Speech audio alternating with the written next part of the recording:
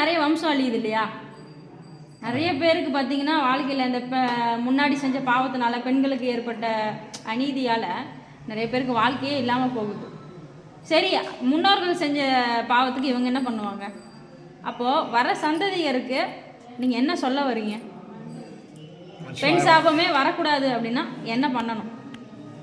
இப்போ எல்லாத்தையும் சொல்கிறது, நம்ம எல்லாம் கஷ்டப்படுறோம், செய்கிறோம், எல்லாமும் பண்ணுறோம், ஏதோ ஒரு பெண் சாபம் மட்டும்னு சொல்லி எல்லாமே எல்லா ஜாதகரும் ஜோசிக்காரன்னு சொல்கிறாங்க, வைக்கிறாங்க. ஆமாம். அதேமாதிரி நம்மளுக்கும் பல கஷ்டம்லாம் பட்டுருக்குறோம்.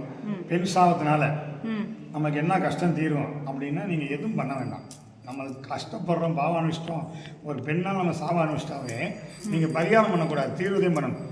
ஆமாம். பரிகாரம்னா வந்துக்கிட்டே இருக்கும், தீர்வு நம்ம இருக்கும்போதே அதை சரி பண்ணிக்கணும். ஒரு பெண் சாபம் எப்படி பொல்லாது அப்படின்னா, ஒரு அத்தம்மா இருப்பாங்க, ஒரு அண்ணன் தம்பி குடும்பத்தில் இருப்பாங்க, அவங்க வசதியாக இருப்பாங்க, அந்த பிள்ளை கல்யாணம் விட்டுருப்பாங்க, தங்கச்சியோட சாபம் நம்மளை பாதிக்கும். ஆமாம். அதேமாதிரி அக்காவோட சாபம் நம்மளை பாதிக்கும்.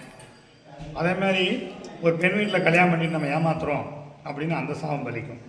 இதை காட்டி கொடுமை என்னன்னா, ஆசை வார்த்தை சொல்லி ஏமாத்துற அந்த சாபம் பலிக்கும். இன்னைக்கு முக்கால்வாசி பேர் அதான் பண்ணிக்கிட்டு இருக்காங்க. அதே மாதிரி இதுக்கு வந்து பார்த்தீங்கன்னா அம்பாள் தான் தீரும். அம்பாள்கிட்ட சரணகதி ஆகணும். வந்து பார்த்தீங்கன்னா யாருமே உத்தமம் கிடையாது, யாரும் நல்லவங்க கிடையாது. இது வரைக்கும் நம்ம தப்பு பண்ணிட்டோம், இன்னும் நம்ம குடும்பம் கஷ்டப்பட்டுட்டு இருக்கோம், வச்சுக்கிட்டு இருக்கிறோம் அப்படின்னா அம்பாள்கிட்ட இனிமேல் கொஞ்சம் கர்மா கழிக்கிற மாதிரி, என் பெண் சாபத்தை நான் குறைக்கணுங்க, என் வம்சம் எனக்கு அடுத்து என் வம்சம் தலைக்கணும் அப்படின்னா அந்த கோயிலில் போய் கோபூஜை பண்ணலாம். கோபூஜை சிறப்பானது. நம்மளுக்கு தெரியாமல் முன்னோர் பண்ணியிருப்பாங்க, நம்ம தாத்தா பண்ணியிருப்பார், நம்ம அப்பா பண்ணியிருப்பார். அந்த உடலை வச்சுருக்கிறோம். நம்ம பாவம் பண்ணவங்களா புண்ணியம் பண்ணவங்களா? அவங்க சொத்தை வச்சுருந்தா நம்ம பாவம் பண்ணுறவங்க, அவங்களுடைய உடலை வச்சுருந்தாலும் பாவம் பண்ணுறவங்க. இது நமக்கு தெரியுதில்ல. நம்ம நல்லவங்களாக இருக்கிறோம், நல்லா கேட்டுக்க, நம்ம ரொம்ப நல்லவங்களாக இருக்கிறோம், நம்ம குடும்பம் குட்டி எல்லாம் நல்லவங்களாக இருக்கிறோம். ஆனால் நம்ம வீட்டில் வந்து பார்த்திங்கன்னா பெண் சாபத்திலேயே நம்ம ஒரு பலியீடு கெட்டுக்கிட்டே இருக்கிறோம். இதுக்கு யார் காரணம் அப்படின்னா, பரிகாரத்தை தீர்வுனா நம்ம தாத்தா பண்ணியிருக்கலாம், நம்ம அப்பா பண்ணியிருக்கலாம். நம்ம வீட்டில் யார் பண்ணியிருந்தாலும் நம்ம உடல் இருக்குல்ல, இந்த உடல் இருக்க வரைக்கும் அந்த பெண் சாபம் இருந்துக்கிட்டே இருக்கும். அப்போ நம்ம என்ன பண்ணணும், இந்த கர்மாவை கழிக்கிற மாதிரி நம்ம ஒரு நிவர்த்தி பண்ணணும். அப்படின்னா ஒரு கோயிலில் போய் கோபூஜை பண்ணலாம், ஒரு அம்மாட்ட போய் சரணகதி ஆகலாம், ஒரு ஆலய திருப்பணிக்கு, ஒரு ஆலயம் கட்டுறாங்களா திருப்பணி பண்ணலாம்.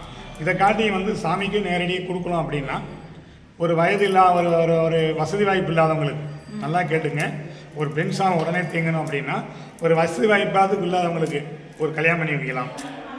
ஒரு மனையை கட்டி கொடுக்க வேண்டியதில்லை, அந்த மனையை சரி பண்ணலாம். ஒரு கணவனார் ஒரு விடுபட்டவர்களுக்கு ஒரு மனையை சரி பண்ணி கொடுக்கலாம். ஒரு கணவர் இல்லாதவங்களுக்கு வந்து பிள்ளைகளை படிக்க வைக்கலாம், அது பெண் சாபம் நீங்கும். ஒரு கோயிலுக்கு வந்து சில காரியம் பண்ணலாம், இது பெண் சாபம் நீங்கும். அதே மாதிரி வந்து பெண் சாபம் பண்ணிவிட்டு நம்ம எல்லாம் பண்ணிட்டோம், ஒரு பரிகாரம் பண்ணால் சரியாக போயிடும். இல்லை, அப்போ தெரிஞ்சே செய்கிற தப்புக்கு மன்னிப்பு இல்லை தானே? நம்ம ஒரு பரிகாரம் பண்ணுறோம், பரிகாரம் பண்ணால் சரியாக போயிடுச்சு, நம்ம வந்து பண்ணிக்கலாம், பண்ணால் சரியாக போயிடும் அப்படின்னு இப்போ ரொம்ப பேர் இப்படி பண்ணுறாங்க.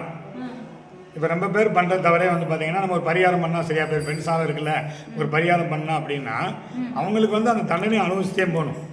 நீ 1000 பரிகாரம் பண்ணுற, 1000 விஷயம் பண்ணுற, எல்லாம் தான தர்மம் பண்ணாலும் அந்த உடலில் இருக்கிற பெண் சாபத்தை வந்து நீக்க முடியாது. தெரியாமல் பண்ணி முன்னோர் பண்ண சாபத்தை நீக்கிடலாம், இப்போ நம்ம தெரிஞ்சு பண்ண சாபத்தை நீக்க முடியாது. அதுக்குண்டான பதில் வந்து அம்பாள் கொடுத்தே ஆவா, அதுக்குண்டான தண்டனை கொடுத்தே ஆவா, யாராக இருந்தாலும். நம்ம சிவாய வாழ்க்கை.